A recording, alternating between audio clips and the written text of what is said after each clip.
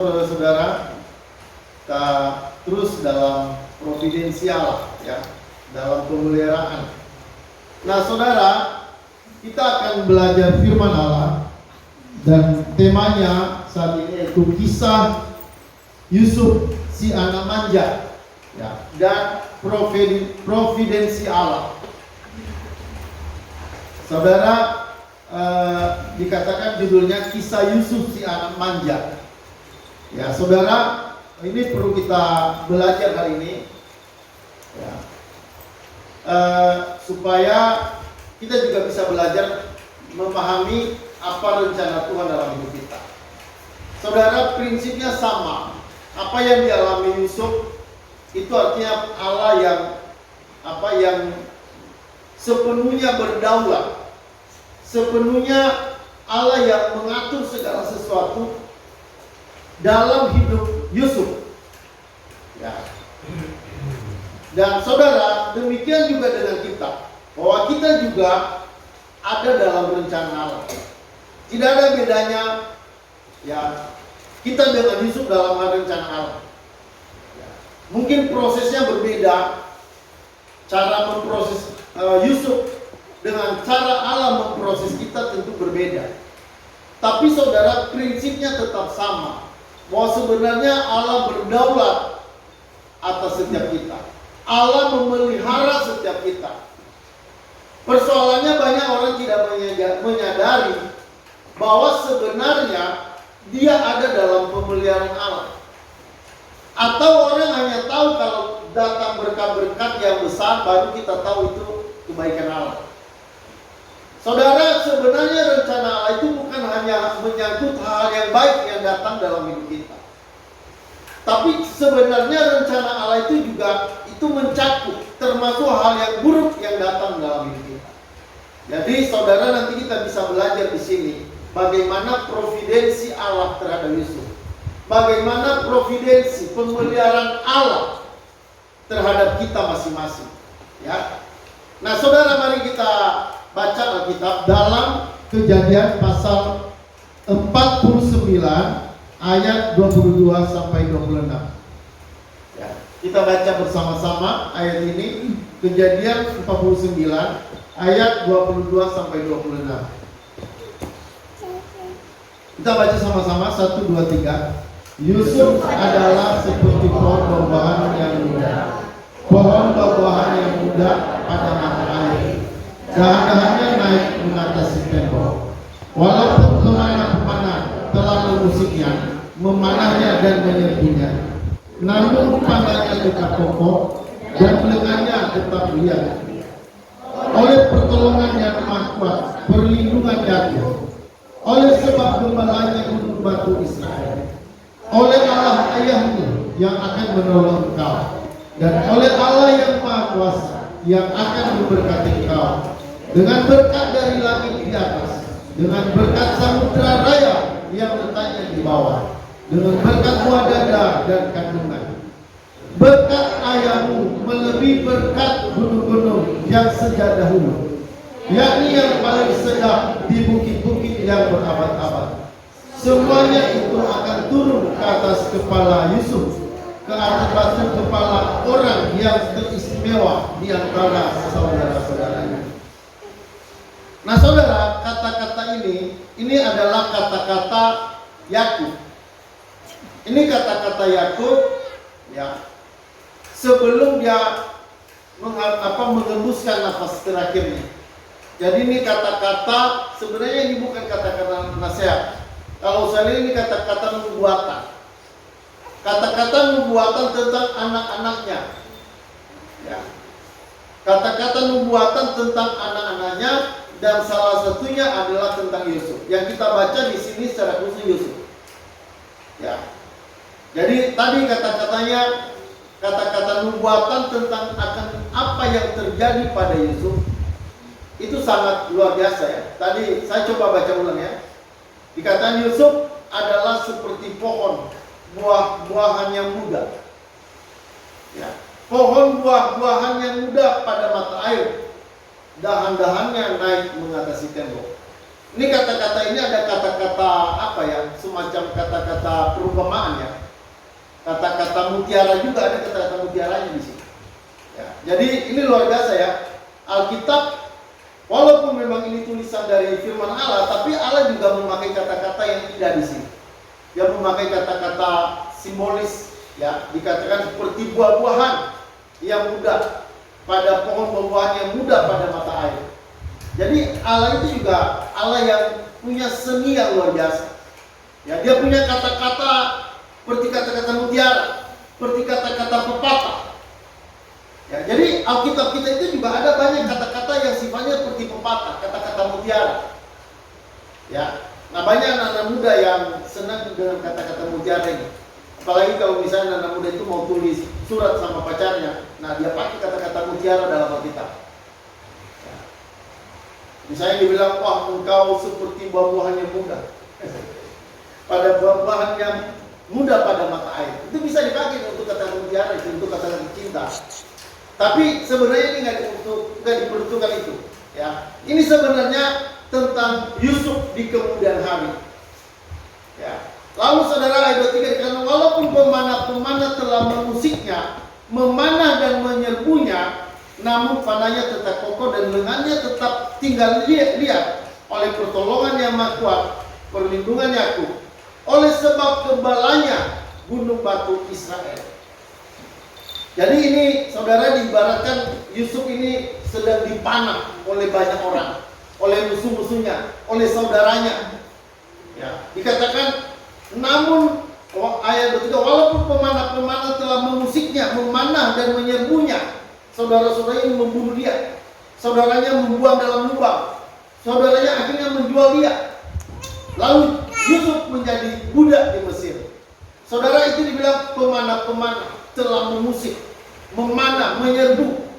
Nah ayat 24. Namun panahnya tetap kokoh dan lengannya tetap tinggal lihat itu kuat. Tangannya tetap kuat oleh pertolongan yang maha kuat pelindung Yakub, oleh sebab gembalanya gunung batu Israel. Ini kata-kata yang manis sekali, dan ini adalah gambaran atau nubuatan yang akan terjadi dalam kehidupan Yusuf.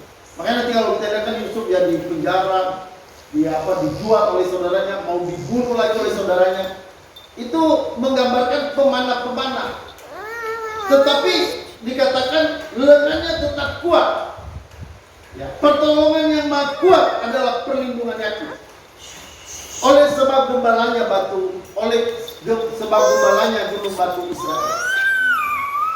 Nah saudara, nanti kalau kita melihat misalnya kata-kata terakhir ya, coba kita langsung lihat di ayat terakhir, ayat 26. Berkat ayahmu melebihi berkat gunung-gunung yang sejak dahulu, yakni yang paling sedap di bukit-bukit yang berabad-abad. Semuanya itu akan turun ke atas kepala Yusuf, ke atas batu kepala orang yang teristimewa di antara saudara-saudaranya. Jadi Yusuf ini memang istimewa, bahkan teristimewa dikatakan. Teristimewa di antara saudara-saudaranya. Saudara, memang orang seperti ini tidak banyak, karena ini memang orang yang teristimewa. Ya, dia teristimewa di antara banyak saudara. Ya, saudara, ada orang-orang yang dipakai Tuhan begitu. Tapi yang jelasnya bahwa sama, kita juga adalah orang yang istimewa. Mungkin kita nggak seistimewa Yusuf, tapi yang jelas kita adalah orang-orang istimewa di dalam rencana Allah. Amin. Ya, kita adalah orang-orang istimewa. Kalau hanya berkat misalnya jadi penguasa, jadi seorang raja, itu bukan terlalu istimewa, saudara. Yang paling buat istimewa itu apa? Kita adalah orang-orang yang dipilih Allah untuk diselamatkan. Kita adalah orang-orang yang dipilih Allah untuk mengambil bagian dalam hidup dalam kodrat ilahi Allah. Kita boleh dipersekutukan, kita boleh diperdamaikan dengan Allah. Itu adalah hak istimewa. Karena itu hanya diberikan pada orang tertentu, bukan semua orang. Makanya disebut orang pilihan. Kita ini orang istimewa. Karena apa? Kenapa? Karena kita dipilih oleh Allah untuk diberi anugerah, sehingga kita menjadi orang yang berbagian dalam Allah. Kita boleh memiliki hubungan dengan Allah kita boleh memiliki relasi dengan Allah. Dan selain itu dia mau memakai kita untuk melayani dia. Itu istimewa. Jadi saudara, memang kata-kata ini disampaikan kepada Yusuf, tapi sebenarnya ini juga buat kita. Jadi kita adalah orang-orang yang istimewa, bukan karena memang kita istimewa, tapi karena Allah memberikan kita anugerahnya, sehingga kita menjadi orang-orang yang istimewa di antara banyak orang. Jadi saudara, lihatlah dirimu siapa? Siapa saudara? Memang kita bukan siapa-siapa. Kita adalah orang yang berlatar belakang berdosa. Tetapi saudara, Tuhan mengistimewakan kita. Dia mengambil kita dari antara orang-orang berdosa. Diambilnya, lalu dia selamatkan, dia tebus, dia bayar, sehingga kita menjadi miliknya. Itulah yang membuat kita istimewa. Ya, oke, saudara lanjut. Nah, saya tulis di sini poin pertama yang perlu kita perhatikan di sini. Kata-kata warisan dari Yakub, itu tadi ayat yang kita baca tadi adalah kata-kata warisan dari Yakub. Sebenarnya Yakub tidak mewariskan harta pada anak-anaknya, tapi dia memberikan warisan-warisan, yaitu tentang apa kata-kata Tuhan, apa kebenaran, apa firman Allah. Itulah yang diwariskan oleh Yakub kepada anak-anaknya. Dan ini kata-kata yang paling penting dari perkataan-perkataan Yakub sebelumnya. Karena ini adalah kata-kata terakhir Yakub. Kata-kata terakhir dia sebelum dia menghembuskan nafas. Ya, saya tulis di sini. Inilah perkataan terakhir Yakub sebelum menghembuskan nafas terakhirnya. Merupakan kata-kata yang sangat berharga, melampaui emas dan perak. Ini merupakan kata-kata hikmat dari Allah. Kalau kita ingin warisan yang termahal dalam hidup ini, maka kita juga harus membaca dan mendengar dan memegang firman Allah sebagai harta yang melebihi segala harta. Saudara, kata-kata Yakub ini ditulis dalam Alkitab. Tapi kalau mau melihat semua kata-kata yang merupakan kata-kata hikmat dari Allah, itu selengkapnya, seutuhnya, sepenuhnya sudah ditulis dalam Alkitab. Itu semua kata-kata istimewa. Itu kata-kata hikmat Allah. Itu kata-kata firman Allah. Saudara, kalau saudara mau bersandar pada firman Allah, saudara berpegang pada firman Allah, itu artinya Anda sudah punya warisan yang termahal. Saudara sudah punya warisan yang melebihi warisan apapun dalam dunia ini. Makanya saudara, jangan sampai kita tidak baca Alkitab. Halo, amin? Saudara, jangan sampai lupa baca Alkitab. Karena itulah kata-kata yang terindah. Itulah kata-kata yang teristimewa. Ya, Tuhan sampai menuliskan kitabnya, firman-Nya di dalam satu buku. Itulah yang disebut Alkitab. Nah, saudara belajarlah untuk memahami kata-kata hikmat ini, ya, firman Allah ini yang ada dalam Alkitab. Nah, saudara, di sini juga secara khusus Yakub berbicara tentang Yusuf yang akan datang. Apa yang akan dialami Yusuf?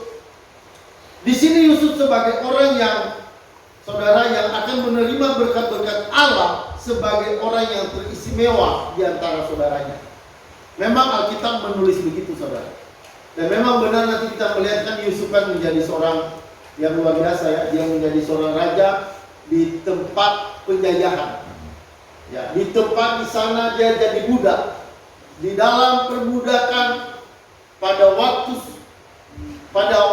tiba waktunya dia menjadi seorang raja. Dia menjadi seorang penguasa. Di tempat dia diperbudak. Di tempat saudaranya menjual dia. Saudara, itu istimewa. Itu sangat istimewa.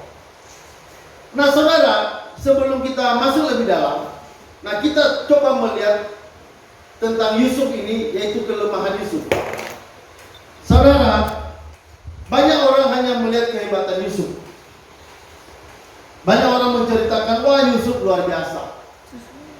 Kita jarang melihat dalam Alkitab menceritakan tentang kejelekan Yusuf. Ya, tidak ada kejelekan Yusuf, misalnya dia jatuh dalam dosa apa? Menipu. Tidak, saudara, Yusuf tidak menipu. Yang menipu itu siapa? bapaknya. Yang terkenal penipu dalam kitab itu, orang yang dipakai Tuhan terkenal penipu adalah Yakub, bapaknya. Tapi Yusuf tidak, dia nggak menipu. Dia tidak pernah jatuh dalam dosa-dosa yang mengerikan. Tetapi saudara jangan berpikir bahwa Yusuf itu nggak punya kelemahan. Jangan salah, Yusuf itu pasti punya kelemahan. Dia manusia sama dengan kita, dia punya banyak kelemahan. Nah, saya mau coba sampaikan sedikit kelemahan Yusuf itu. Nah, saudara, banyak orang melihat kehebatan Yusuf, tapi jarang melihat kekurangan Yusuf. Yusuf adalah anak yang paling manja. Ini perlu diperhatikan. Yusuf adalah anak yang paling manja dan suka pamer. Inilah kelemahan Yusuf. Ya, karena kan Yusuf kan orang beriman ya. Kenapa saya sampaikan, kenapa menyampaikan kelemahan? Karena orang-orang beriman itu pun ada kelemahan. Jangan berpikir bahwa orang beriman itu adalah orang sempurna, tidak ada kelemahan. Saudara, itu salah. Ya. Jadi saudara, Yusuf itu ada kelemahannya. Kelemahannya apa? Dia adalah anak manja. Dan dia juga adalah orang yang suka pamer alias sombong. Itu kelemahan Yusuf. Ya, perhatikan baik-baik. Yusuf sangat disayang oleh ayahnya. Dibeli jubah yang paling mahal. Saudaranya tidak. Dia berada di rumah saja. Saudaranya setiap hari di medan pekerjaan. Apa saja yang diminta Yusuf selalu tersedia. Ya. Nah saudara, tapi perhatikan yang namanya gimana? Anak manja itu pasti banyak gagalnya. Jarang ada anak manja yang berhasil. Ya, makanya anak-anak yang suka kerja keras, disuruh sana sini, saudara jangan merasa itu sebuah hal yang nggak baik. Ya, karena saudara, orang-orang yang berhasil itu pasti rajin. Ya. Sementara Yusuf saudara dimanja oleh bapaknya. Apa semua yang diminta bapaknya dikasih. Ya, kalau zaman sekarang mungkin misalnya apa saja diminta, misalnya diminta HP dikasih, minta alat-alat apa dikasih, apa yang diminta dikasih. Yusuf demikian saudara, diminta baju yang bagus, sepatu yang bagus, dikasih sama bapaknya. Yang lain disuruh kerja, Yusuf dibiarkan duduk tidur di rumah, duduk manis di rumah. Saudara, memang kita lihat wah, kalau kita lihat wah dia luar biasa ya, enak ya hidupnya. Saya mau katakan tidak saudara. Anak yang manja pasti kebanyakan gagal. Makanya hati-hati anak-anak yang jarang kerja di rumah, jarang nyapu, jarang mencuci piring. Ya. Saya dulu saudara termasuk anak yang bukan anak manja. Karena pagi-pagi itu, kalau pagi-pagi kami belum sekolah, saya sudah pergi ke kebun itu nyadap karet. Saya itu udah pernah nyadap karet. Ya. Terus kemana ke sekolah itu jalan kaki, nggak ada motor, nggak ada mobil. Kalau sekarang kita kemana-mana naik mobil, pesen Grab, bisa naik mobil, bisa naik motor. Kalau saya dulu saudara di kampung nggak ada motor, nggak ada mobil. Ke sekolah kalau jauh naik sepeda. Jadi itu apa? Jadi udah dilatih, artinya kerja keras. Dari kecil ada udah kerja keras. Ngambil air, misalnya kita mau mandi, kita nggak di rumah mandinya. Mandinya ke, ada istilah itu ledeng. Kalau bahasanya itu lehe, di lehe. Ya. Saudara mandi jauh. Terus bawa air lagi ke rumah untuk masak. Itu kita pakai bambu. Itu waktu saya masih ingat kecil, itu bambunya besar, jadi nanti kita mengisi airnya baru kita angkut. Sebagian nanti tumpah-tumpah, tinggal separuh lah yang jadi dibawa ke rumah. Ya. Saudara hidup menderita, tapi saya juga melihat ada berkatnya di situ. Ada berkat lewat tekanan, lewat penderitaan itu. Jadi kita nggak jadi anak manja. Ya. Kita minta apa-apa nggak ada. Kita makan aja, makan itu kadang-kadang kurang. Itu terjadi dalam hidup saya sewaktu masih kecil, waktu kecil. Tapi saudara, saya melihat bahwa sebenarnya ada gunanya juga, ada positifnya kenapa kita mengalami begitu. Mengalami banyak kekurangan, mengalami banyak kesulitan, tidak enak, tidak berkelimpahan seperti anak istana. Seperti orang-orang yang anak istana, anak kerajaan, itu mereka segalanya punya. Tapi saudara perhatian lebih baik, anak namanya manja, itu kebanyakan gagal. Anak-anak manja. Makanya jangan senang jadi anak manja. Halo, amin? Yusuf saudara pamer, bukan hanya manja, tapi dia juga suka pamer.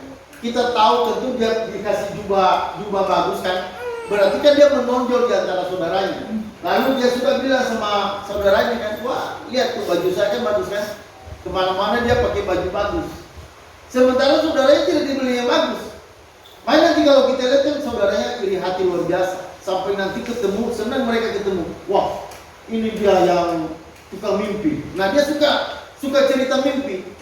Mimpinya ada dua mimpinya, dan mimpinya semua artinya semua saudaranya ayah ibunya menyimpan pada dia.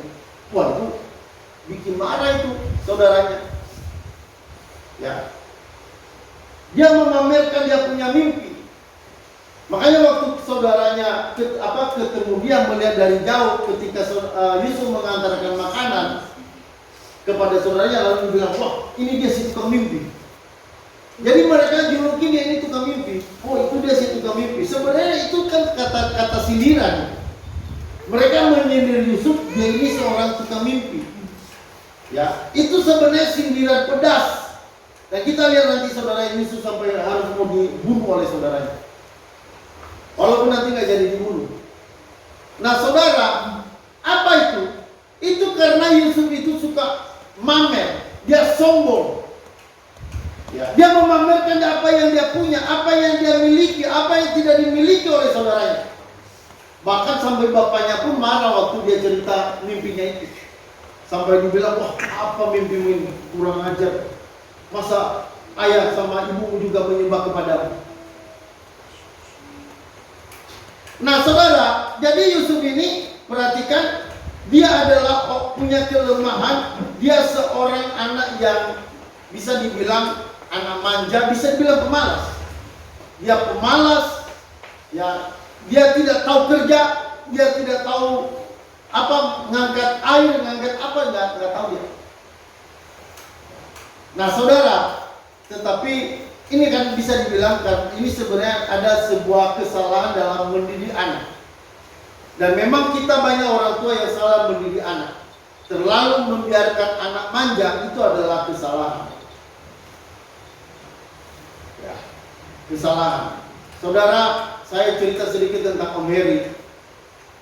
Om Heri ini punya nama anak, siapa namanya? Karis ya, yang pertama. Ya Karis ini saudara termasuk mandiri luar biasa. Dan saya merenung-renung, Om Heri ini termasuk kurang nggak dekat ya, karena pisah tinggal di mana bosan. Tapi saudara, terakhir kemarin saya dengar anak ini sudah diwisuda, sudah tamat dari sarjana teologi. Dalam hati saya berpikir luar biasa. Artinya Pak Heri, Om Heri nggak terlalu dekat, nggak terlalu nggak manja jadinya anak itu, nggak manja. Tapi saudara, dia menjadi orang yang kuat. Jadi ada kekuatan di balik kerja keras itu. Jadi sebenarnya manja itu nggak bagus, ya.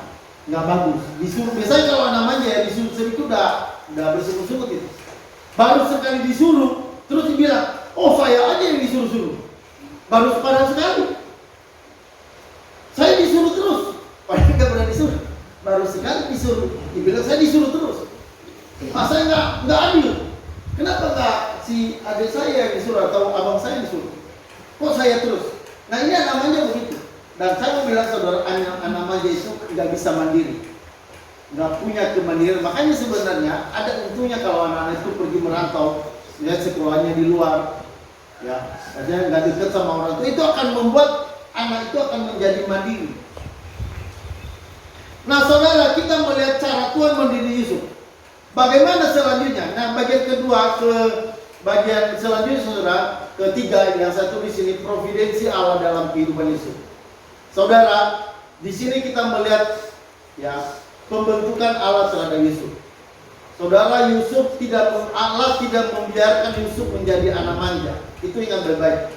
Allah tidak membiarkan Yusuf menjadi anak manja. Karena anak manja tidak bisa menjadi pemimpin. Anak manja tidak bisa menjadi seorang yang bisa dipercaya pada hal yang lebih besar. Ya, makanya kalau sekali lagi, kalau saudara tidak dimanja, jangan menjadi masalah dalam hidup Anda.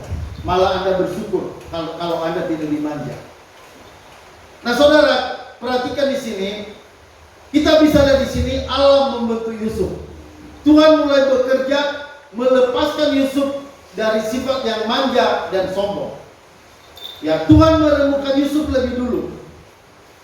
Perhatikan, Tuhan membiarkan saudaranya membenci, mau membunuh Yusuf, terus nanti dibuang ke lubang, dijual lalu jadi budak di rumah Potifar, difitnah dan oleh istri Potifar dan dimasukkan dalam penjara sampai menjadi raja di Mesir. Ini pembentukan Allah yang luar biasa atas hidup Yusuf. Tuhan lebih dahulu memproses karakter Yusuf, merendahkan Yusuf dengan menjadikan Yusuf jadi budak dan membiarkan hidup di penjara. Inilah providensial. Nah saudara, jadi Yusuf itu harus dilepaskan dulu dari kemanjaan.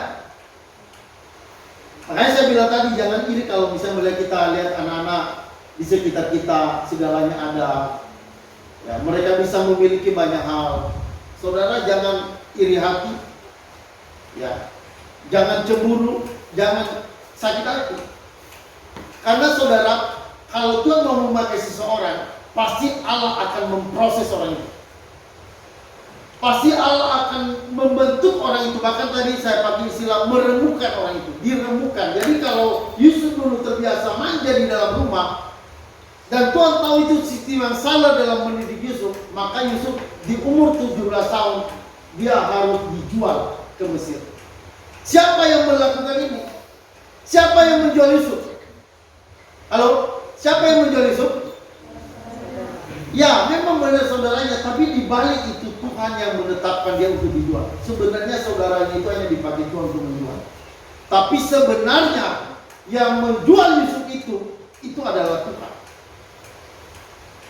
Itu proses di mana Allah membentuk Yusuf. Pertama saudara, bapaknya nyuruh pergi ngasih makan untuk saudaranya.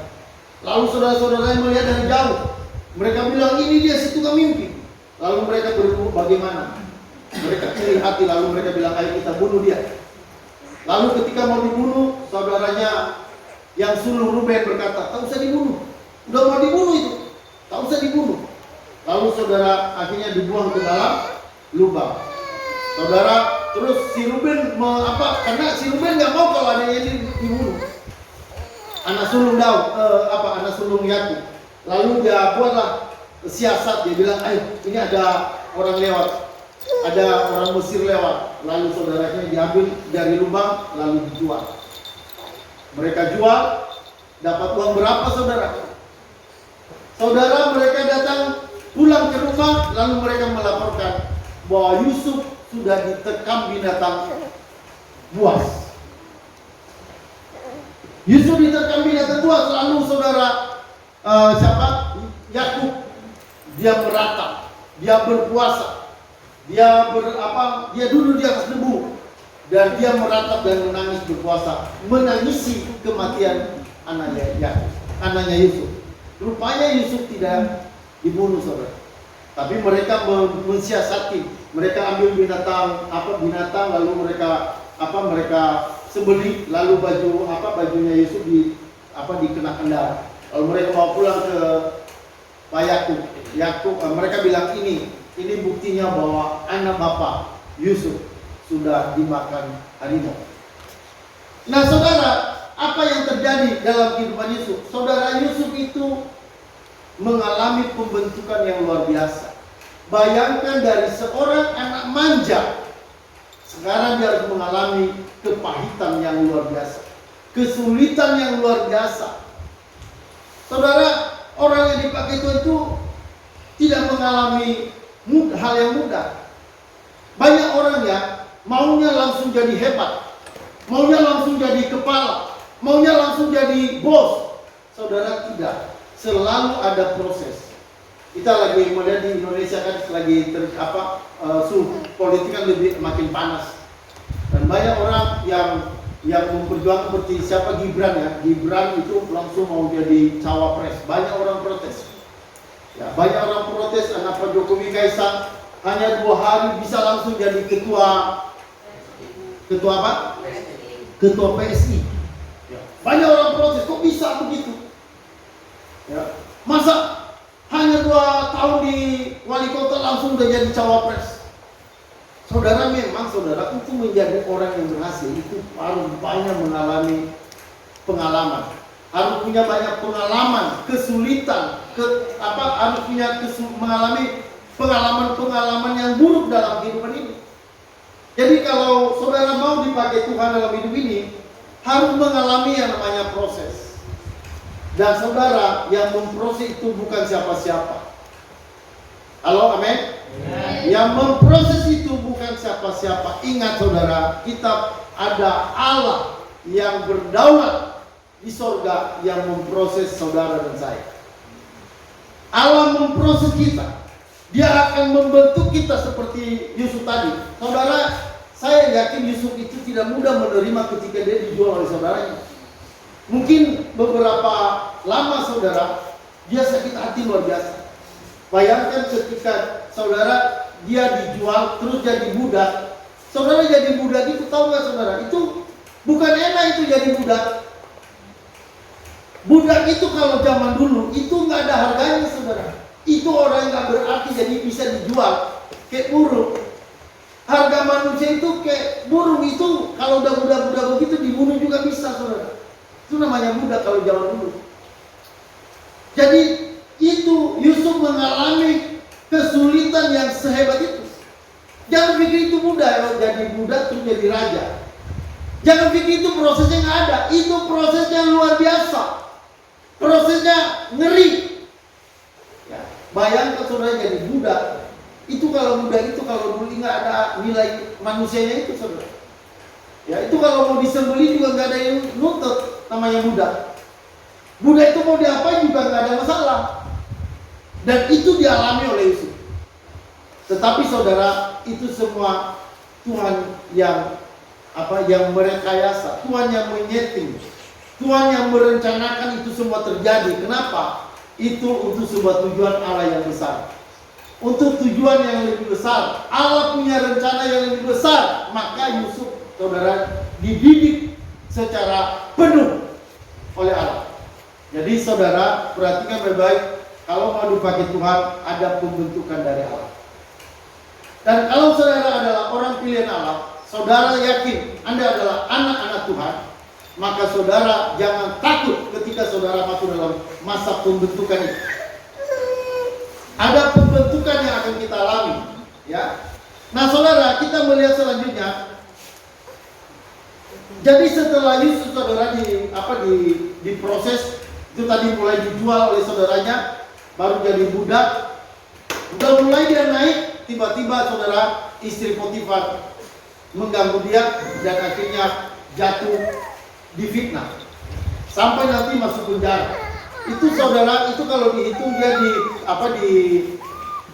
mengalami masa sulit. Yusuf itu ada 13 tahun. Perkiraan saudara kalau waktu Yusuf keluar dari rumah itu sekitar umur 17 tahun. Jadi masih anak-anak.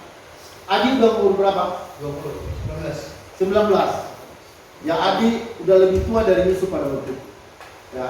Jadi dia posisinya ini seperti sebaya dengan Sifan Yusuf pada waktu itu. Atau Nasan, mana Nasan? Nah, Nasan. Itu Nasan ini sekitar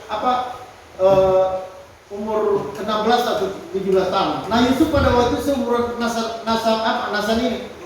Hanya lebih ganteng Nasan daripada Yusuf. Ya, bayangin coba kalau coba lihat ke belakang ini siapa Nasan. Nasan lihat ke depan dulu. Nah, kan ya coba hidupnya mancung bener. Ada orang hidupnya mencung. Kalau ini mancung. Ya. Nah, saudara, gantungnya Nasan itu luar biasa. Nah, Yusuf saudara dia mengalami masa yang sulit di umur senasar atau seirfan. Dan apa yang terjadi saudara? Yusuf rupanya dia mengikuti semua apa yang Tuhan biarkan terjadi di dalam hidupnya. Ya. Nah, saudara, Alkitab berkata bahwa Tuhan menyertai Yusuf. Nah, itulah providensi itu. Tuhan menyertai Yusuf dalam Kejadian pasal 39. Dikatakan apa saja yang dia perbuat berhasil. Jadi kemanapun Yusuf saudara, walaupun mengalami masa-masa yang sulit luar biasa, tapi saudara ada penyertaan Tuhan yang selalu ada dalam kehidupan Yusuf.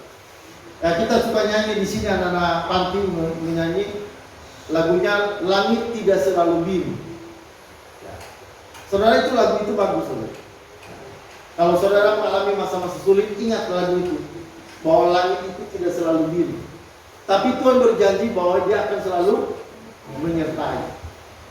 Saudara, Yusuf mengalami masa-masa kelam, masa-masa sulit, masa-masa yang berat, masa-masa yang dia di mana-mana nggak bisa buat apa-apa. Ya. Lalu dia masuk penjara. Di penjara saudara, dia tentu di awal dia mengalami kekerasan pasti. Tapi saudara, kita melihat di situ Tuhan menyertai sampai nanti Alkitab berkata bahwa Yusuf malah dijadikan menjadi pengurus penjara. Sampai kepala penjara tidak mengerjakan apa-apa lagi. Tapi Yusuf, saudara, dikasih tanggung jawab untuk mengurus semua penjara. Nah, ini saudara, kita bisa lihat apa? Saudara, kita bisa lihat bahwa Allah memproses setiap orang yang dipilihnya. Setiap orang yang mau dipakainya. Setiap orang yang akan dipakai Tuhan pasti akan dibentuk oleh Tuhan. Ya, dibentuk saudara termasuk dalam hal yang tidak enak. Allah membentuk kita pada keadaan-keadaan, pada situasi-situasi yang sulit. Jadi ketika yang sulit datang, jangan cepat-cepat menggerutu. Karena itu adalah proses Tuhan membentuk setiap kita. Jadi ketika saudara mengalami masa sulit yang luar biasa, sakit yang luar biasa, tekanan yang luar biasa, luka yang luar biasa, ya, disakiti atau diapain, saudara, percayalah itu semua Tuhan yang mengatur itu atas hidup saudara. Tidak ada yang terjadi di luar kehendak Allah. Nah saudara, lanjut, mari kita perhatikan. Saudara, setelah Tuhan memproses Yusuf, ada 13 tahun itu saudara dia di Mesir. Ya. 13 tahun di Mesir berarti sekitar Yusuf itu umur 17 tambah 13 berapa ya? Berapa? Nah, sekitar umur 30 tahun dia sudah menjadi penguasa di Mesir. Ya. Dia keluar dari rumah 17 tahun, lalu 13 tahun di Mesir, di rumah Potifar dan di penjara. Itu sekitar 6 tahun atau 6 tahun di rumah Potifar, 7 tahun di penjara. Jadi saudara, dia umur 30 tahun, dia keluar penjara. Tapi saudara, setelah dia keluar penjara, dia dikasih kekuasaan oleh Raja Mesir, ya. Firaun. Saudara, memberikan kuasa bagi Yusuf untuk memerintah Mesir. Saudara, dia menjadi budak, akhirnya menjadi seorang raja. Saudara, istimewa. Itu luar biasa. Itu rencana Allah dalam kehidupan Yusuf. Nah saudara, perhatikan baik-baik. Bagian selanjutnya, lihat saudara, dikatakan Yusuf ketika menjadi raja, dia tidak sombong. Ya. Dia tidak sombong dan dia tidak, ini arogan ya, tidak sombong dan arogan. Ini salah tulis ya. Dia tidak sombong dan arogan, dan dia tidak pernah mau balas dendam. Bahkan Yusuf menjadi seorang yang penuh kasih. Saudara, ini ketika dia menjadi penguasa, ketika dia menjadi bos, ketika dia menjadi raja. Dia bukan menjadi raja yang ganas, dia bukan menjadi raja yang otoriter, tapi dia menjadi raja yang penuh kasih. Dia tidak ada balas dendam, walaupun pernah dia dilukai oleh saudaranya, walaupun dia pernah disakiti oleh saudaranya, walaupun istri Potifar pernah memenjarakan dia. Tapi ketika dia berada di atas, saudara, kesombongannya tadi yang dulu waktu dia masih kecil dia sombong luar biasa, sekarang itu sudah dilepaskan. Jadi saudara, dia duduk di Mesir, duduk sebagai penguasa di Mesir. Nah saudara, kita coba baca dulu sebentar kisah Yusuf dengan saudaranya ketika saudaranya meminta supaya mereka diampuni, ya. Nah kita baca saudara kisah ini. Kejadian 50 ayat 15 sampai 21. Mari kita baca aja. Sama-sama kita baca 1, 2, 3. Ketika saudara-saudara Yusuf melihat bahwa ayah mereka telah mati, berkatalah mereka, boleh jadi Yusuf akan mendendam kita dan membalaskan sepenuhnya pada kita segala kejahatan yang telah kita lakukan kepadanya. Sebab itu mereka menyuruh menyampaikan pesan ini kepada Yusuf. Sebelum ayahmu mati, ia telah berpesan, beginilah harus kamu katakan pada Yusuf, ampunilah kiranya kesalahan saudara-saudaramu dan dosa mereka, sebab mereka telah berbuat jahat kepadamu. Maka sekarang ampunilah kiranya kesalahan yang dibuat hamba-hamba Allah ayahmu. Lalu menangislah Yusuf ketika orang berkata demikian kepadanya. Juga saudara-saudaranya datang sendiri dan sujud depannya serta berkata, kami datang untuk menjadi budakmu. Tetapi Yusuf berkata pada mereka, jangan takut, sebab aku ini pengganti Allah. Memang kamu telah mereka-reka yang jahat terhadap aku, tapi Allah telah mereka-reka untuk kebaikan, dengan maksud melakukan seperti yang terjadi sekarang ini, yakni memelihara hidup satu bangsa yang besar. Jadi janganlah takut, aku akan menanggung makananmu dan makan anak-anakmu juga. Demikianlah ia menghiburkan mereka dan menenangkan hati mereka dengan perkataan. Nah saudara, di sini kita melihat bahwa Yusuf sudah berbeda. Kalau dulu Yusuf ketemu saudaranya, dia sombong, dia pamer, dia manja. Tapi ketika dia sudah dibentuk, dia apalagi posisi menjadi raja, ya, dia menjadi penguasa di Mesir. Saudara, kita bisa melihat bagaimana kelembutan Yusuf terhadap saudaranya. Saudara-saudaranya mereka bilang begini, mereka kasih pesan, mereka ngirim pesan, bukan langsung datang sama Yusuf, dikirim pesan dulu. Bilangin sama Yusuf, ini pesan dari ayah sebelum dia mati. Lalu disampaikanlah saudara. Lalu ketika berita itu disampaikan, lalu Yusuf menangis. Lalu saudara, berikutnya saudaranya datang pada Yusuf. Lalu mereka apa? Mereka sujud menyembah pada Yusuf. Lalu mereka minta, biarlah kami datang jadi budak. Lalu Yusuf gimana? Saudara, apa kata Yusuf? Ayat 19, tapi Yusuf berkata pada mereka, jangan takut, sebab aku ini pengganti Allah. Saudara, selanjutnya dikatakan, jangan takut, aku akan menanggung makananmu dan makanan anak-anakmu. Ya. Saudara, dikatakan demikianlah yang menghiburkan mereka dan menenangkan hati mereka dengan perkataan. Saudara, kita melihat di sini Yusuf tidak dendam sama sekali. Dia kan dendam waktu dia diperlakukan luar biasa oleh saudaranya. Sebenarnya kalau kita lihat ya, kehidupan keluarga Yakub itu nggak bagus, nggak ada yang bisa dicontoh.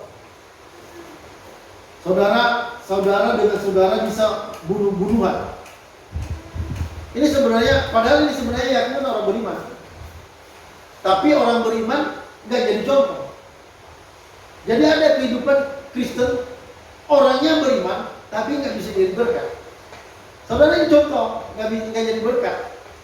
Masa ceritanya kok sampai anak saudaranya dijual? Masa saudaranya sampai mau dibunuh? Masa saudaranya dijual? Saya pikir keluarga nggak beriman nggak ada seperti itu. Tapi ini keluarga beriman ada begitu. Rebutan apa mereka ini? Nah saudara, perhatikan. Tapi di sini kita bisa lihat apa? Kita bisa melihat saudara pekerjaan Allah dalam kehidupan Yusuf. Sebenarnya kalau Yusuf bisa jadi seorang penguasa di Mesir, itu karena kedaulatan Allah. Allah yang menetapkan Yusuf untuk menjadi seperti itu. Ya. Nah saudara, Selanjutnya tadi kita melihat bahwa Yusuf sudah berubah. Dia sudah menjadi dewasa, dia menjadi seorang pemimpin yang lembut. Ya. Lalu selanjutnya saudara, dari ayat-ayat yang kita baca tadi, perhatikan baik-baik, ada satu hal yang penting yang dimiliki Yusuf, saudara. Yang bagian selanjutnya, Yusuf mengerti rencana Allah atas hidupnya. Yusuf menjawab saudaranya waktu saudaranya minta jadi budak. Ya, saudara, apa jawaban Yusuf? Dia bilang, tetapi Yusuf berkata kepada mereka, jangan takut, sebab aku inikah pengganti Allah? Memang kamu telah merekan-rekan yang jahat terhadap aku, tetapi Allah telah merekan-rekannya untuk kebaikan, dengan maksud melakukan seperti yang terjadi sekarang ini, yakni memelihara hidup suatu bangsa yang besar. Saudara, Yusuf mengerti, dia memberitahukan pada saudaranya. Dia bilang, bukan kalian yang membuat saya di sini. Bukan karena alasan kalian jual saya, bukan. Allah yang merekarkan itu, Allah yang merancang itu semua. Untuk apa? Untuk memelihara suatu bangsa yang besar. Saudara, jadi kalau kita lihat Yusuf tadi, dia mengerti bahwa dia sampai masuk Mesir itu, sampai di penjara itu, sampai jadi budak itu karena rencana Allah. Saudara, Yusuf tahu itu. Dia mengalami yang sulit dalam hidup ini, dia sampai difitnah, dia masuk penjara, itu karena rencana Allah. Dia nggak menyalahkan siapa-siapa. Nah, orang yang nggak ngerti rencana Allah pasti menyalahkan orang. Tapi Yusuf tidak, makanya dia nggak dendam. Ada apa? Karena dia tahu kalau dia sampai mengalami semua masa sulit itu karena Allah.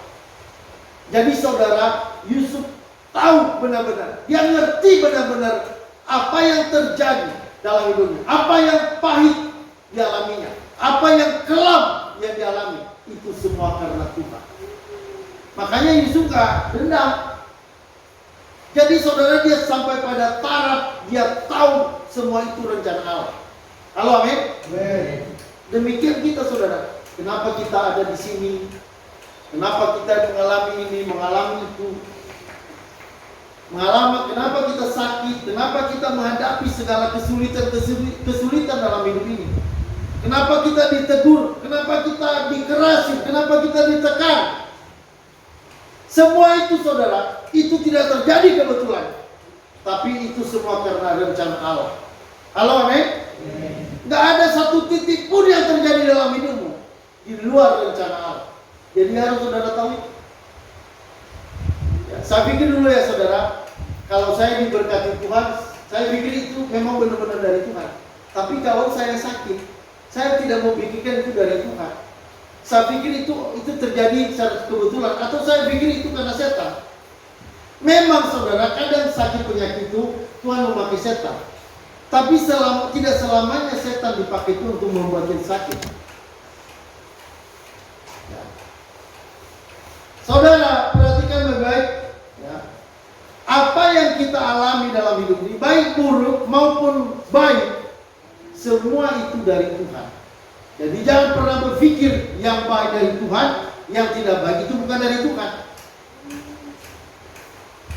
Makanya orang-orang Kristen kan hari ini kan mereka tahunya yang baik itu dari Tuhan. Kalau sakit penyakit, tahunya itu dari setan. Makanya setiap sakit orang langsung setannya diusir, padahal ada setan. Lalu nanti saudara doanya habis-habisan terus ngusir setan, padahal setan udah pergi. Setan pun bilang, wah ngapain kamu ngusir saya nggak ada kok. Ngusir apa kamu ini? Akhirnya setan juga ikut ketawa dengan kita orang Kristen, karena kerjanya ngusir setan, ngusir penyakit. Saudara, ada kalanya memang kita berdoa untuk yang sakit sembuh. Itu karena Tuhan mau juga, itu karena rencana Tuhan. Tapi tidak selamanya Tuhan menyembuhkan orang sakit. Tidak selamanya. Ternyata Timotius disuruh minum anggur. Ya, Timotius itu pelayan Tuhan, tetapi disuruh minum anggur. Kenapa? Supaya sakit perutnya sembuh. Jadi salah satu obat kalau dulu ya, obat untuk sakit mah itu minum anggur. Tentu anggur yang sekarang dengan anggur dulu berbeda. Ya, jadi Paulus bilang jangan hanya minum air saja, minum anggur. Kenapa? Karena Timothy itu suka sakit mah. Siapa yang suka sakit mah di sini? Angkat tangan. Oh, sama saya juga. Saya suka sakit mah. Ini aja kemarin saya beli obat lagi minum apa? Salah sedikit makan yang pedas sedikit udah langsung bengkak perut saya. Ya. Nah, saudara, saya nggak beruang musik setan. Saya beli obat mah. Jadi setannya saudara nggak saya usir, saya kasih obat mah langsung sembuh. Ya, saudara, obat mah itu langsung setannya sembuh. Nah, jadi saudara, apa yang terjadi dalam hidup kita? Ingat baik-baik, tidak ada yang terjadi secara kebetulan. Ya. Saudara, ini tadi mari kita baca saudara dalam Roma 8 ayat 28. Ini Yusuf tahu ya. Dia tahu benar bahwa semua yang terjadi termasuk baik maupun buruk itu adalah rencana Allah dalam hidup. Nah, kita baca ayat ini Roma 8 ayat 28. Saya mau saudara, ayat ini jangan sampai saudara tidak tahu. Ini harus Anda tahu ayat ini. Jangan sampai tidak tahu. Ayo sama-sama kita baca ayat ini. Roma 8 ayat 28. 1, 2, 3. Kita tahu sekarang bahwa Allah turut bekerja dalam segala sesuatu untuk mendatangkan kebaikan bagi mereka yang mengasihi Dia, yaitu bagi mereka yang dipanggil sesuai dengan rencana. Kita tahu sekarang apa? Bahwa Allah turut bekerja dalam segala sesuatu. Saudara, Allah bekerja dalam segala sesuatu. Segala sesuatu. Apa segala sesuatu? Termasuk yang baik dan yang buruk. Itu segala sesuatu. Kalau hanya yang baik, itu bukan segala sesuatu. Itu hanya sebagian. Ini segala sesuatu. Allah turut bekerja dalam segala sesuatu untuk apa? Untuk mendatangkan kebaikan. Memang akhirnya kebaikan. Tapi saudara, prosesnya tidak selalu baik. Ini harus diperhatikan. Akhirnya memang kebaikan, tapi prosesnya tidak selalu baik. Ada banyak hal yang tidak baik yang kita alami. Tetapi saudara, semua itu ada dalam rencana Allah. Allah bekerja, Allah turut bekerja. Jadi nggak ada sesuatu yang terjadi dalam hidupmu tanpa Tuhan bekerja. Nggak ada. Nggak ada sesuatu yang sekecil apapun terjadi di luar rencana Allah, tidak ada. Jadi apapun saudara, perhatikan baik-baik, selalu Tuhan ada di dalamnya. Termasuk ketika kita sakit, ya, termasuk ketika kita mengalami masa-masa sulit, termasuk ketika kita mengalami masa-masa yang cukup berat dalam hidup ini. Mungkin sampai-sampai kita habis harapan, putus harapan, hampir-hampir tidak ada lagi, tidak mampu lagi berpikir, tidak mampu lagi buat apa-apa. Tapi saya mau katakan, kalau saudara anak-anak Tuhan, saudara adalah orang pilihan Allah, itu semua saudara ada dalam rencana Allah. Tentu itu semua karena Tuhan punya tujuan. Nah saudara, perhatikan baik-baik. Jadi tadi poin yang sebelumnya tadi, bahwa Yusuf tahu bahwa semua karena rencana Tuhan. Apapun yang terjadi tidak kebetulan, tapi semuanya untuk menggenapi rencana Allah. Jadi Yusuf dilukai saudaranya, dibunuh, mau dibuang, dijual dan sebagainya, itu karena rencana Allah. Kalau sampai dia jadi budak, kalau sampai dia masuk penjara, itu karena Tuhan. Halo, amin? Harus saudara tahu itu. Nah selanjutnya saudara, apa yang perlu kita tahu? Yang selanjutnya, Yusuf juga tahu tujuan Allah atas hidupnya. Jadi bukan hanya dia tahu rencana Allah, bahwa semua Allah turut bekerja, tapi juga dia tahu tujuan Allah. Apa tujuan Allah di balik semua itu? Nah Yusuf juga tahu tujuan Allah atas hidupnya. Yusuf bukan hanya sekedar jadi raja, tapi dia tahu Allah memakai hidupnya untuk memelihara suatu bangsa, agar orang Israel tidak punah dan tidak mati kelaparan. Jadi saudara, kenapa Tuhan bentuk kita? Dia memproses kita. Saudara, pasti ada tujuan. Tidak ada sesuatu tanpa tujuan. Ingat itu baik-baik. Tidak ada sesuatu tanpa tujuan. Allah membuat segala sesuatu dengan tujuan masing-masing. Mari kita baca Amsal 16:4. Saudara, ayat ini harus saudara tanamkan di hatimu. Sehingga ketika saudara diberkati, saudara tahu itu dari Tuhan. Ketika saudara disakiti, itu juga dari Tuhan. Mari kita lihat saudara, Amsal 16:4. Sama-sama kita baca 1, 2, 3. Tuhan membuat segala sesuatu untuk tujuannya masing-masing. Bahkan orang fasik dibuatnya untuk hari malapetaka. Tuhan membuat segala sesuatu. Ya, segala sesuatu. Nggak ada yang tidak masuk. Segala sesuatu untuk tujuan masing-masing. Jadi semuanya ada tujuan. Kenapa Yusuf ke Mesir? Kenapa Yusuf dijual? Kenapa Yusuf dipenjara? Ada tujuannya. Untuk apa? Supaya dia bisa memelihara suatu bangsa. Saudara, begitu juga dengan kita. Setiap kita ada dalam tujuan Allah. Dan setiap kita mengalami apapun, itu juga ada tujuan Allah di balik itu. Bahkan saudara, jangankan untuk kita, bahkan Alkitab berkata, bahkan orang fasik dibuatnya untuk hari malapetaka. Jadi orang fasik maksudnya orang-orang yang tidak terpilih, orang-orang yang tidak percaya. Itu juga dibuat Tuhan dengan tujuan. Tujuan apa? Untuk pembinasaan pada hari malapetaka. Jadi semua ada tujuannya, nggak ada yang ada tujuan. Dan kalau saudara sadar ada tujuan Allah dalam hidupmu, itu sebuah kemajuan. Karena tidak semua orang tahu ada tujuan Allah dalam hidupnya.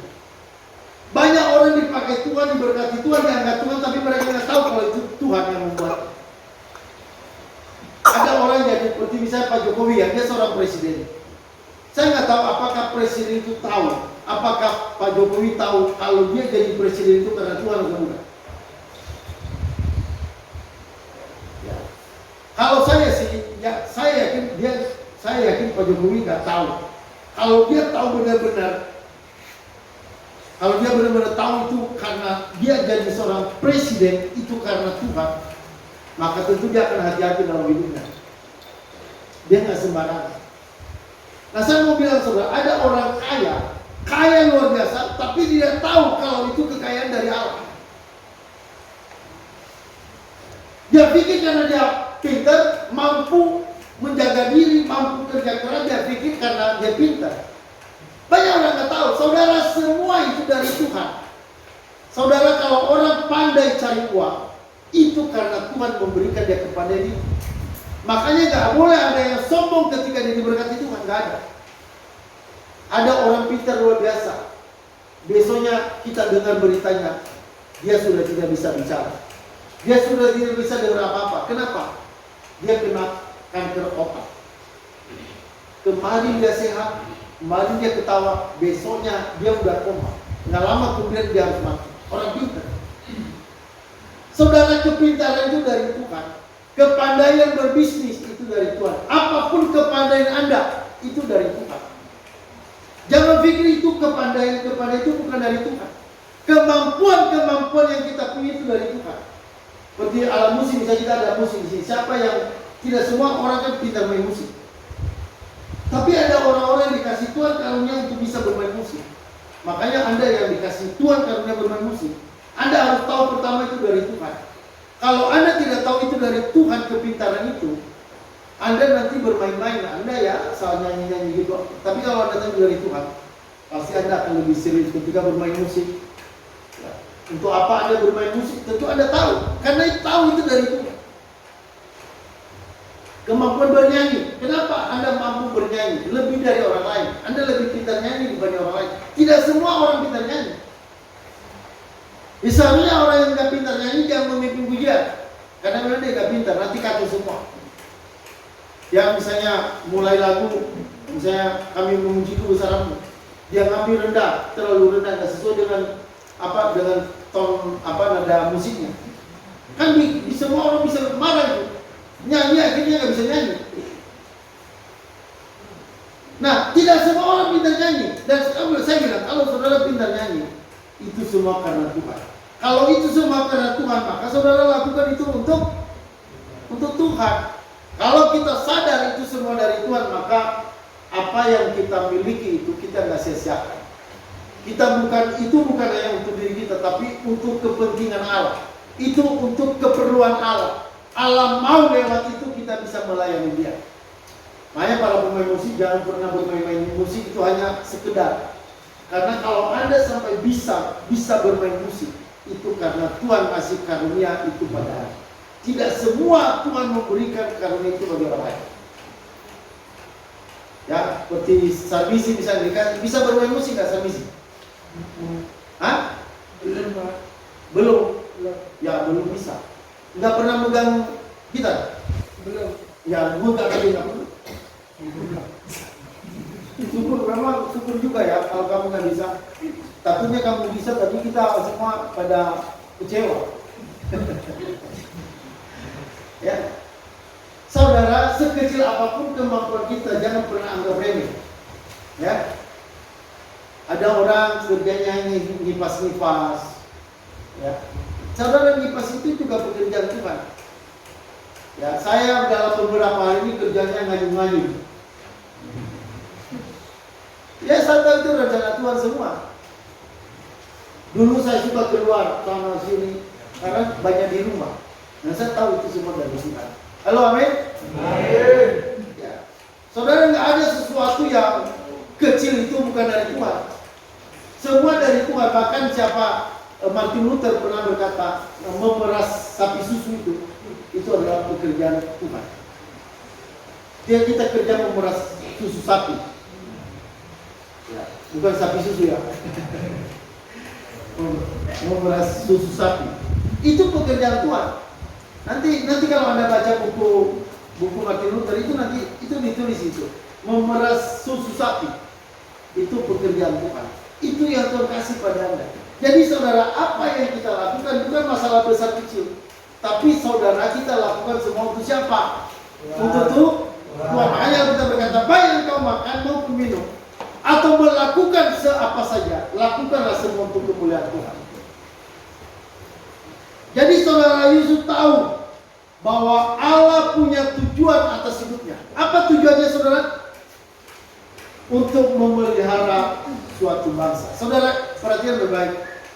Kalau saudara tahu semua rencana itu dari Tuhan, dan saudara juga harus tahu bahwa Tuhan punya rencana atas hidup ini. Saudara ada dalam dunia, terlahir dalam dunia bukan karena kebetulan atau bukan karena orang tua Anda menghendaki Anda lahir. Saudara ada dalam dunia lahir karena Allah yang menghendaki saudara lahir. Makanya kelahiran tidak pernah disesali. Anda nggak perlu menyesali kenapa saya lahir di keluarga ini, kenapa saya lahir di kampung, kenapa saya lahir cacat, kenapa saya lahir kekurangan begini. Saudara tak usah melihat kekurangannya. Lihat apa yang Tuhan Allah Anda lakukan di balik semua itu. Karena tidak ada sesuatu yang terjadi kebetulan. Pasti Tuhan punya rencana yang besar dalam hidup kita ini. Saudara, saya suka bilang gini, virus saja itu diciptakan Tuhan karena ada tujuan. Virus. Saudara, baru semakin saya menyadari di usaha tambak udang itu, saudara. Waktu saya nggak tahu dulu. Kalau bapak ahlinya itu bilang sama saya, kalau kita mau main udang itu, Pak Muri, dia bilang gitu, Pak Muri, kita harus bermain bakteri. Wah, nah saya kok bermain bakteri? Saya pikir bakteri itu kan untuk apa? Untuk bikin orang sakit. Loh, kok main bakteri Pak? Nah, dia bilang di tambak udang itu ada bakteri jahat, ada bakteri bagus. Nah, kita memainkan bakteri itu. Makanya setiap hari itu nanti bisa dilihat pH-nya keasaman, terus dilihat lagi dicek lagi tentang oksigen udara yang masuk, dan salah satu bakteri yang paling diperhatikan. Jadi saudara, bakteri itu sangat penting dalam kehidupan budidaya. Kita pun saudara, kita punya bakteri. Kalau nggak ada bakteri, maka kita bisa makan sekali sebulan gak keluar-keluar. Ya, kalau gak ada bakteri itu penting banget. Nah saudara, saya bilang tadi bahwa sekecil apapun pasti Tuhan punya tujuan. Bakteri pun Tuhan buat karena ada tujuannya. Ya, jadi ini harus kita sadari, apa yang ada pada kita itu semua dari Tuhan. Karena itu maka Tuhan punya tujuan buat kita. Kenapa kita diberikan itu? Karena Tuhan punya mau supaya kita melayani Dia, supaya kita bisa memuliakan Tuhan dengan karunia-karunia yang kita miliki. Nah saudara, selanjutnya perhatikan baik-baik. Yang paling penting yang perlu Anda perhatikan dalam providensi ini, providensial ya, tentang Yusuf dan tentang kita. Saudara, Tuhan berdaulat penuh atas hidup kita. Tuhan berdaulat penuh atas kehidupan kita. Berdaulat itu maksudnya saudara, Dia berkuasa, Dia mengatur segala sesuatu. Dia berdaulat dalam hidup kita, dalam segala hal. Tidak ada sesuatu yang terjadi dalam hidup kita kalau itu bukan kedaulatan Allah. Ya. Nah saudara, saya tulis di sini, setiap kita manusia harus tahu bahwa kita ada dalam rencana Tuhan. Tidak ada yang terjadi tanpa rencana Tuhan, sekecil apapun. Sampai rambut di kepala pun tidak akan jatuh kalau tidak kehendak Allah. Jadi rambut saudara jatuh itu hanya bisa jatuh karena rencana Allah, karena kehendak Allah.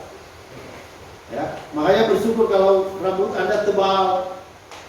Jangan menghina orang yang botak. Iya, karena kalau sampai orang itu botak, Tuhan juga yang membuatnya.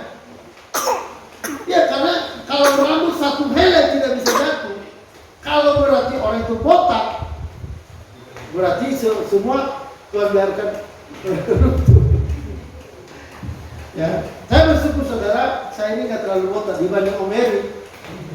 Ya, kalau Om Heri masih mudi saudara, otaknya di sini. Ya karena otaknya panas di sini, makanya rontok.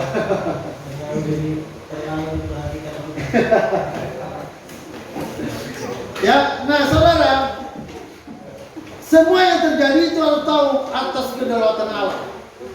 Jadi termasuk ketika kita diambil yang ada pada kita, dicuri apa yang ada pada kita. Pernah nggak saudara ditipu? Ya, saudara, ada banyak orang ditipu dan saya termasuk orang yang pengalaman banyak ditipu. Salah satu pengalaman saya itu banyak ditipu. Ya, ada orang datang, dia bilang, Pak, ini ada pengajuan Pak, kalau Bapak mau pengajuan ini dari Dinas Sosial Jakarta. Saudara, tiba-tiba akhirnya dia bilang kalau Bapak mau pesan misalnya satu paket ini ada misalnya katakan 50 sembako, lalu ada uang administrasinya 250.000. Jadi kalau misalnya mau ngambil 3 berarti 750. Saudara, awalnya saudara saya pikir bukan penipuan, karena dia datang bagus-bagus ya, dia cerita dulu tentang apa yang dia punya. Saudara, saya kasih uangnya, terus habis itu dia pergi, baru saya sadar, wah ini tipuan. Setelah habis itu nggak ada lagi kontak. Dan hal begitu itu sering saya alami. Ya, sering mengalami ditipu orang. Saudara, kenapa harus ditipu? Yang jelas saudara, kalau sampai kita ditipu, ya jangan terlalu dipikirin, karena semua itu Tuhan yang atur. Halo, amin. Amin. Nggak ada kita ditipu orang kalau Tuhan nggak menghendaki kita ditipu. Apa yang hilang dari kita dan apa yang datang dalam hidup kita, itu semua Tuhan yang mengatur. Tidak ada sesuatu yang terjadi tanpa diatur Tuhan. Ya, makanya kalau misalnya ada yang datang dalam hidup saudara dan datang membawa berkat, jangan pernah berpikir itu kebetulan.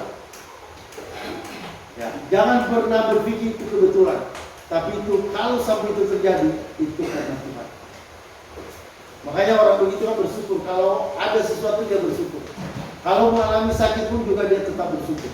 Karena nggak mungkin kita hanya menerima yang baik, tapi yang buruk kita nggak mau. Ya, Ayub waktu dicobain lalu dia bilang sama istrinya, masakan kita hanya menerima yang baik dari Allah, tapi yang buruk tidak. Ayub tahu yang buruk pun dari Tuhan. Nah saudara, apa yang terjadi itu semua dalam rencana Allah. Mari kita baca Yeremia 10:23. Ini juga ayat yang harus saudara tahu. Karena ini ayat berhubungan dengan kehidupan kita sehari-hari.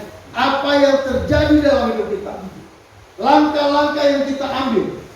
kemana kita melangkah, itu semua Tuhan yang mengatur langkah itu. Nah, kita boleh baca Yeremia 10 ayat 23. Sama-sama kita baca 1, 2, 3.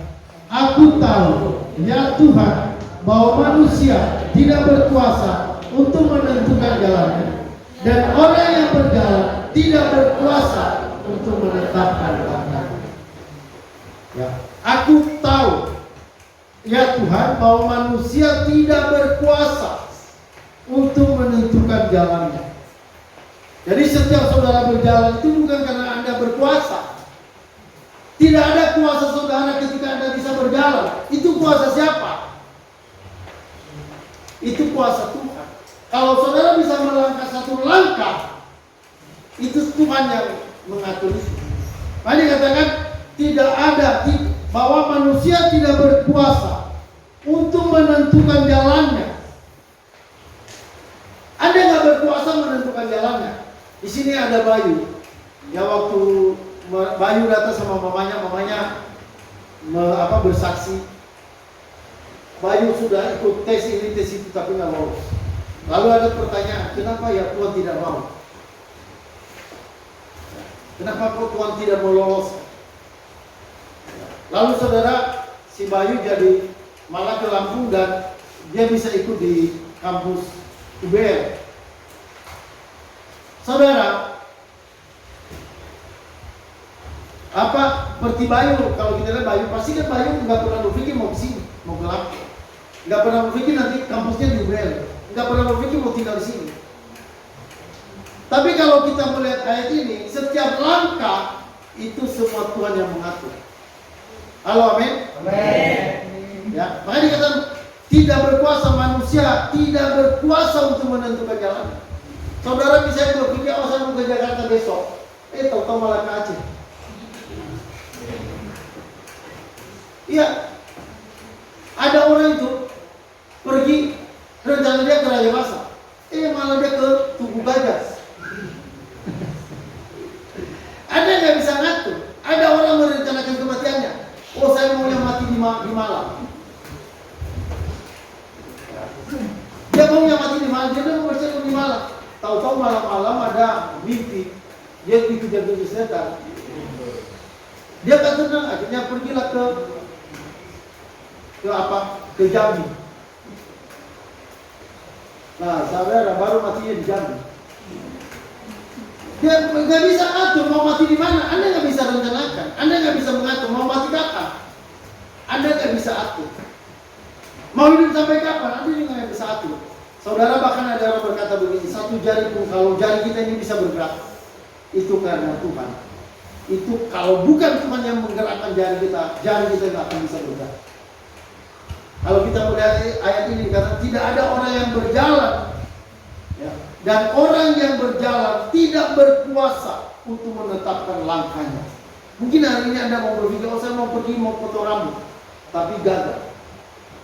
Baru mungkin kejadian besok atau kapan. Sebenarnya saudara beberapa minggu dalam minggu ini udah berkali-kali saya kepingin mau potong rambut, tapi saya mau berangkat, saya pikir kacau, saya nggak ada uang, batal. Ya, besoknya lagi saya mau pergi, ya tiba-tiba malas, bukan karena nggak ada uang. Besoknya saya pergi lagi, ketemu Nasan, malas saya mau pergi. Ya, lihat mukanya aja malas saya. Kadang-kadang itu kan bukan berarti tiap hari malas. Lihat Nasan, tempo-tempo kan mukanya ini terus orangnya gitu. Nggak ada yang baru. Nah saudara, ada saja penghalang untuk potong rambut. Nggak ada orang berkuasa mengatur langkahnya. Nggak ada orang yang melangkah bisa mengatur jalan yang ada. Jadi kalau saudara bisa melangkah, itu semua karena Tuhan. Halo, amin? Kalau Anda bisa keluar dari masalah-masalah, Anda boleh mengalami berkat-berkat Allah. Semua itu karena Tuhan. Jadi saudara, inilah providensi. Kita sudah melihat dari mana, dari kisah hidup Yusuf, apa yang berlaku dalam hidup Yusuf. Saudara, prinsipnya sama, itu juga berlaku dalam kehidupan kita. Allah adalah pemelihara hidup kita, Allah yang menopang hidup kita. Jadi apa yang terjadi di kemudian hari, saudara, Allah sudah mengatur semua. Tinggal kita melihat melihat bagaimana karya Allah dalam hidup kita, dan mari kita terus melayani Dia. Karena Tuhan punya tujuan supaya kita melayani Dia. Jangan pernah saudara melakukan sesuatu tanpa hubungannya dengan melayani Tuhan. Semua hal itu tujuannya untuk melayani Tuhan. Semua untuk kepentingan Allah, semua untuk keperluan Allah. Anda diberkati, bahkan Anda tidak diberkati, semua tujuannya untuk kemuliaan Allah, untuk tujuan-tujuan Allah. Oke saudara, itu aja firman Allah yang kita bisa dengarkan pada pagi siang ini. Mari kita berjalan kudus